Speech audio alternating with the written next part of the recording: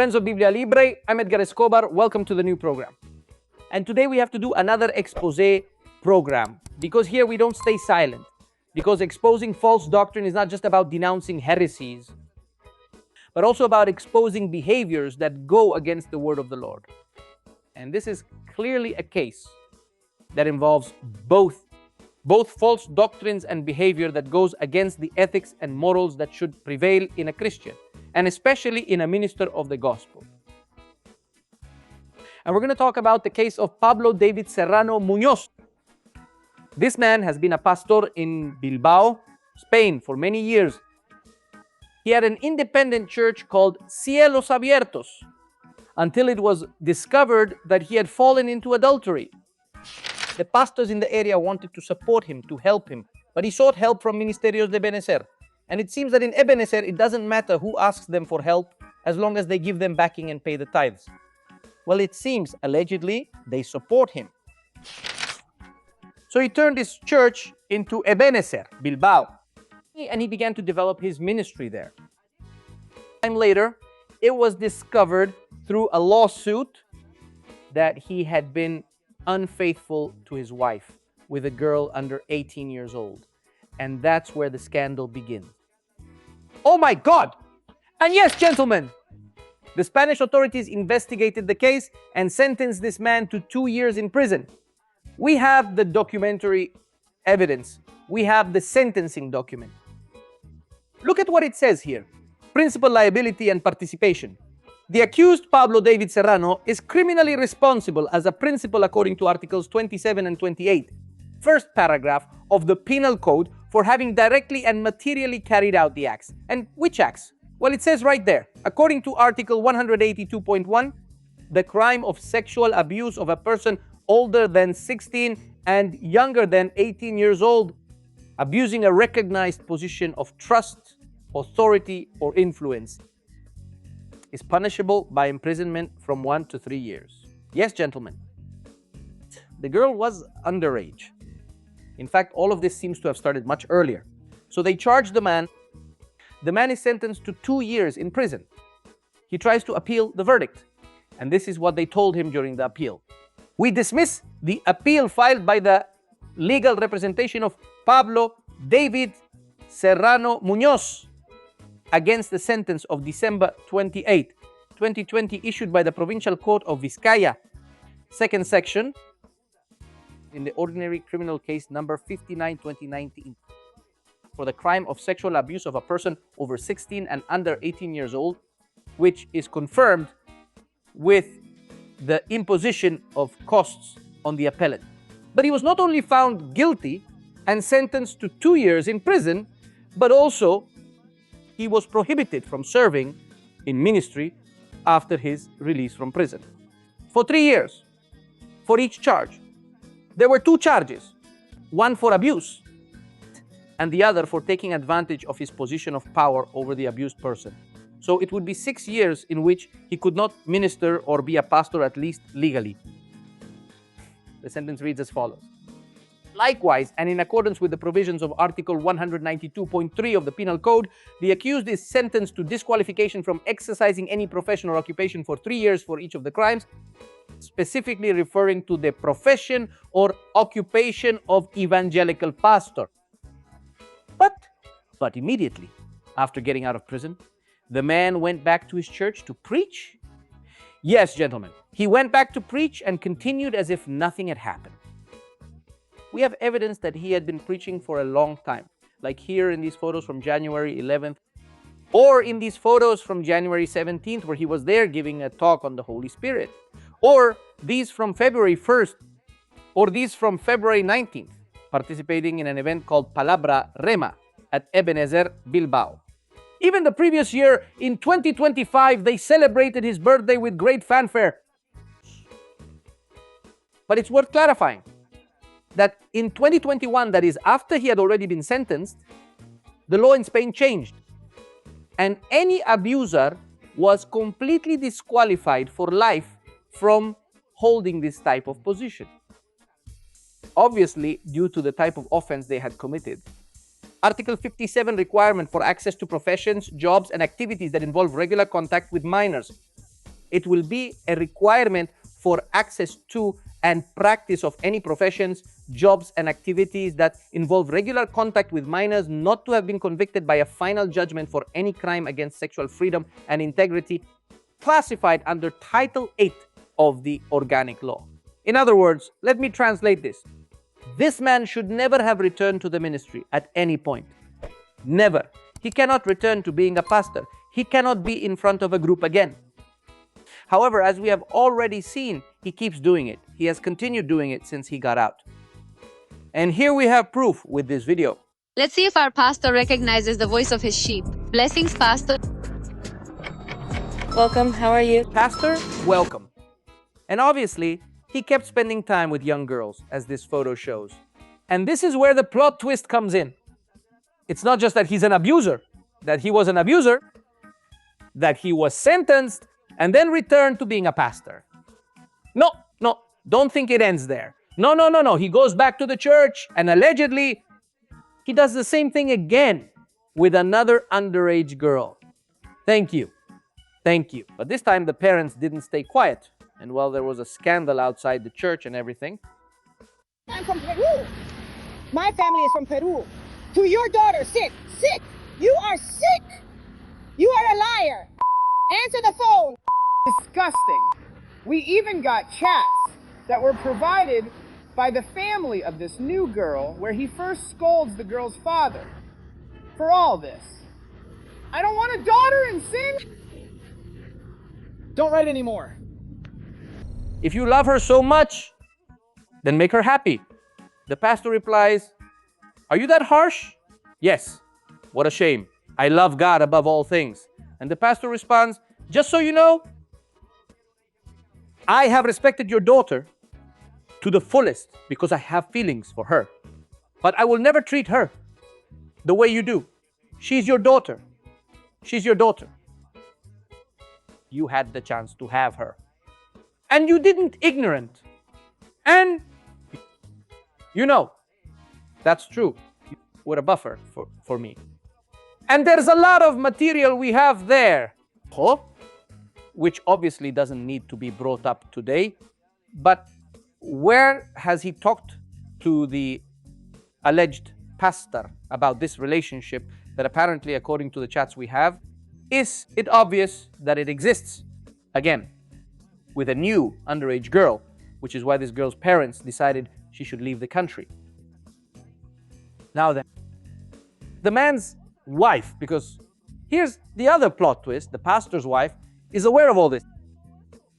She knew from the beginning, from the first time with the first girl, and she's aware of this time with the second girl. I'm not going to show all the evidence we have about the supposed female pastor, but I'm going to leave it here on the screen, so if you want, you can pause and read what this lady says, because honestly, it's absolutely irrational and absurd.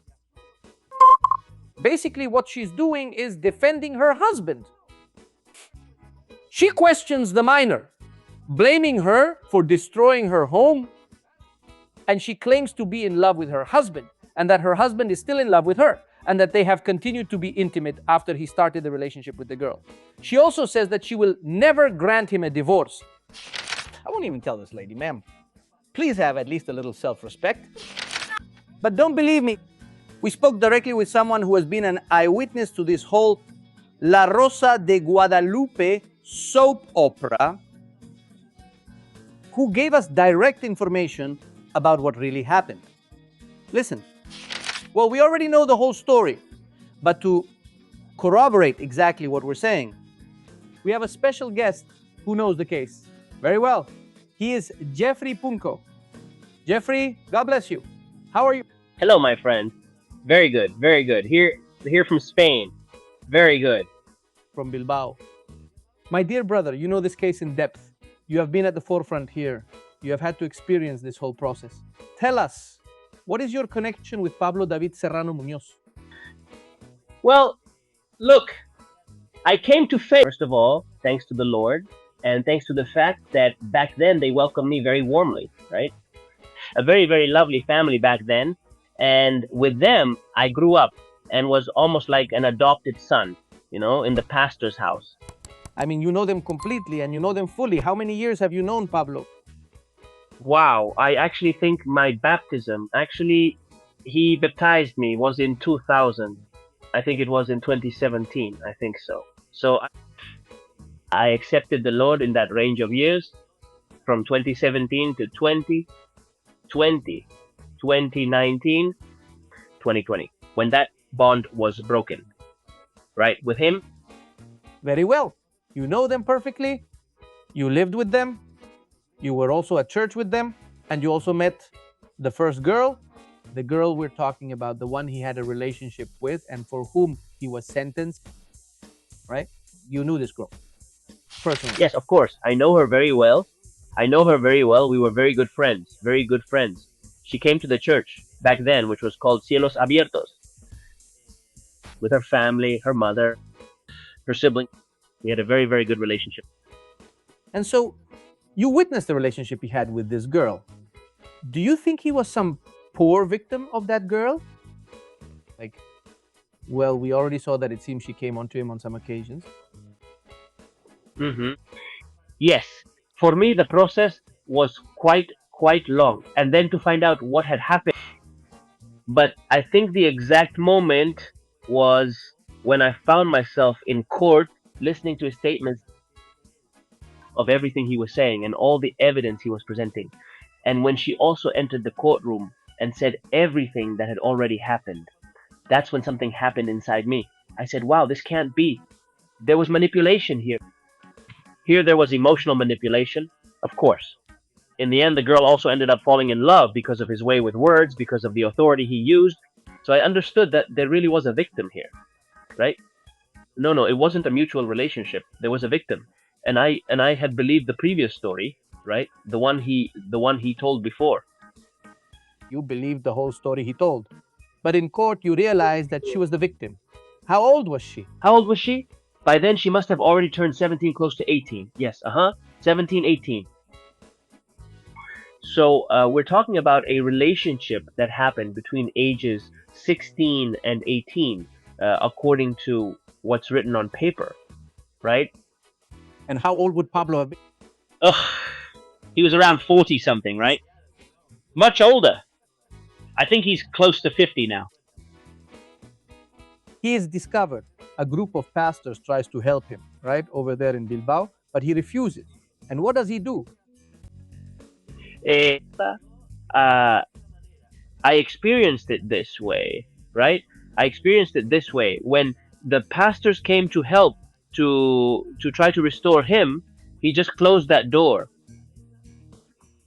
I don't know. I don't know why. Honestly, I really don't know why. He just knew how to shut the door and go off traveling.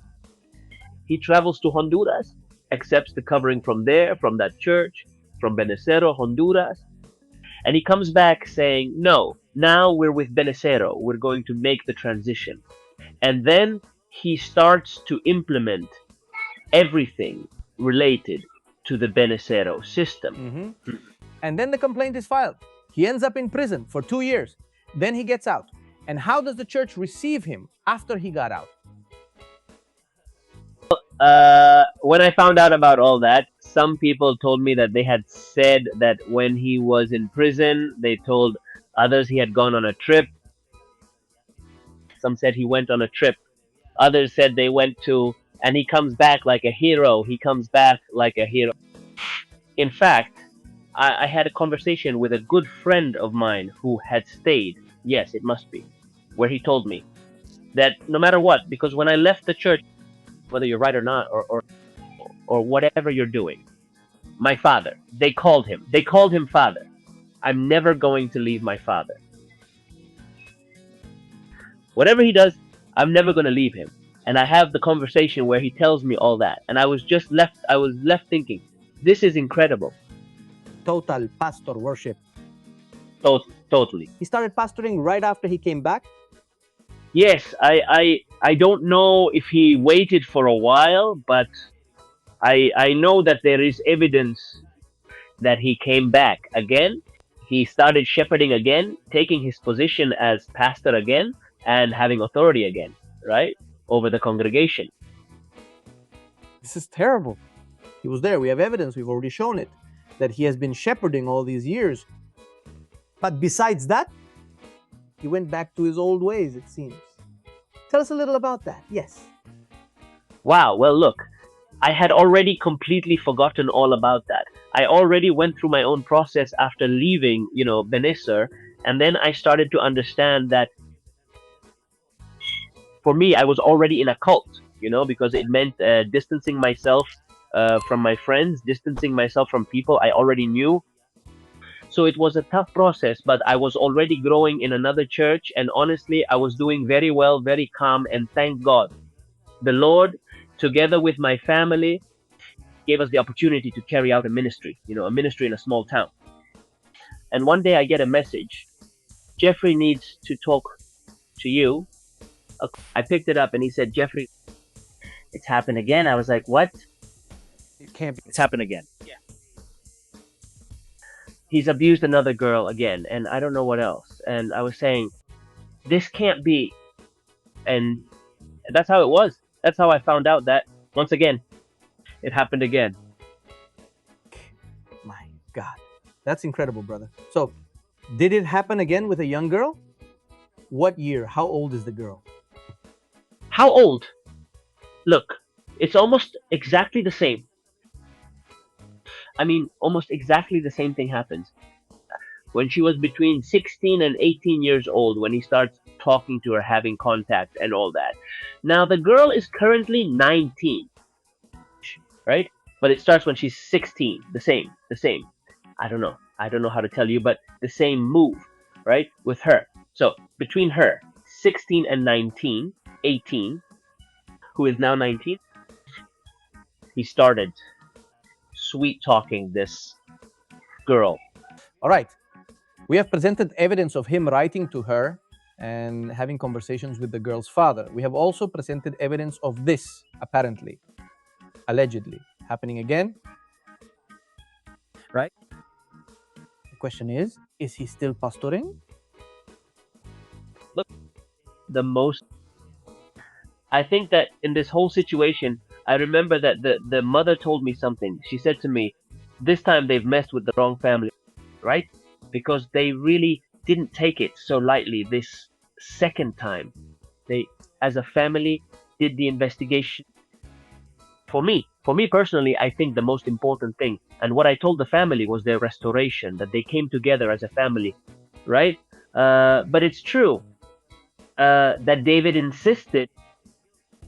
He insisted on speaking directly with the parents, telling them that he was in love with the girl and that he wanted to leave with her.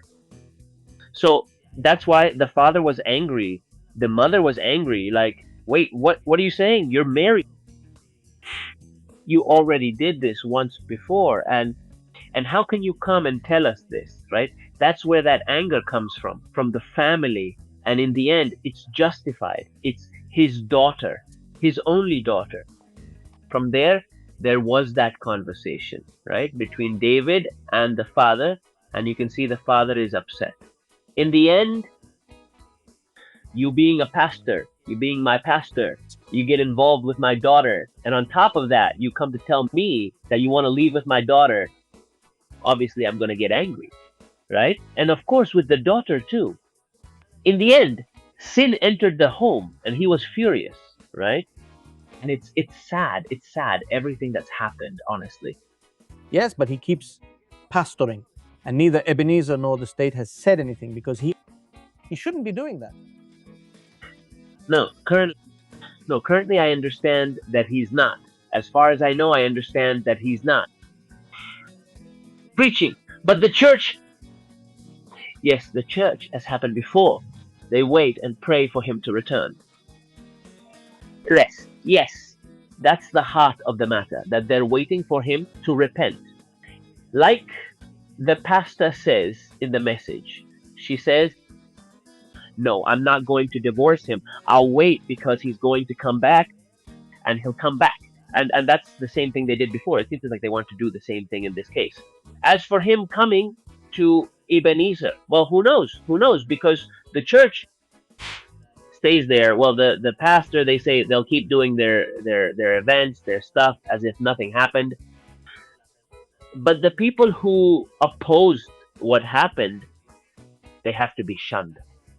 You shouldn't talk to them because they're the bad ones. The bad ones are the family. It's the girl, and that's also it's sad. Sad. Very well. To wrap up, Jeffrey, a message for the people who are listening to this, for those who know you, and for those who may have been victims and still haven't spoken out, who remain in silence. Yes, but first I want to read 1 Timothy 2-3, which discusses the requirements for a bishop. This is a faithful saying. If a man desires the position of a bishop, he desires a good work. But a bishop must be blameless, the husband of one wife, sober, prudent, respectable, hospitable, not given to wine, not violent, not greedy for dishonest gain, but gentle, peaceful, not covetous. He must manage his own household, well, keeping his children in submission with all respect. For if a man does not know how to manage his own house, how will he take care of the church of God? And to families as well, be very careful, because without realizing it, when there is an authority and that authority starts to get into your mind to distance you from your family members, do you understand that the Lord is not working there? And parents should be careful with their daughters who get too close to the pastors, that they should be very careful and take good care of their sons, their daughters, and protect their home. And they can analyze in the light of the word what the Lord teaches us, and that they judge well. What pastor do you have there in your congregation? Thank you, Jeffrey. God bless you, and thanks for the information. Thank you very much, my friend. Finally, my dear brothers, I have to remember 2 Timothy chapter 3, verse 2, because there will be men who are lovers of themselves, greedy, boastful, arrogant, blasphemous, disobedient to their parents, ungrateful, and ungodly. And moving on to verse 5, it says that they will have a form of godliness but deny its power. From such people turn away, because these are the ones who creep into households and make captives of gullible women, loaded down with sins, led away by various lusts. It seems like Paul had known about all these kinds of cases. So we make our first appeal is to the authorities, to be alert in case this man committed a legal offense. We don't know. Based on our analysis of Spanish law, that's apparently how it was. And if that's the case, then let the law fall upon him. Also, allegedly, apparently, he is a repeat offender in a crime for which he had already been convicted. We call on Spanish institutions and authorities not to leave this unresolved, because if they do, it sets a precedent and other shameless people elsewhere will do the same.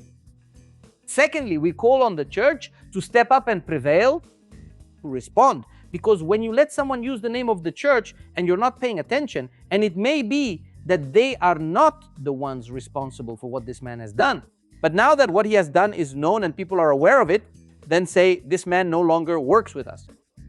Don't listen to him. He is not part of the church. They should at least say this. They should at least make a statement. How is it possible that they allow a man with a history of, infidelities to enter their church, and even after he gets out of prison, they keep supporting him so he can continue carrying out his alleged ministry? I mean, no. A man who has been in prison for charges like these, after supposedly already having been a pastor, he can't return to ministry. He can't be serving in ministry. He can't be in contact with young people, or especially young girls. No.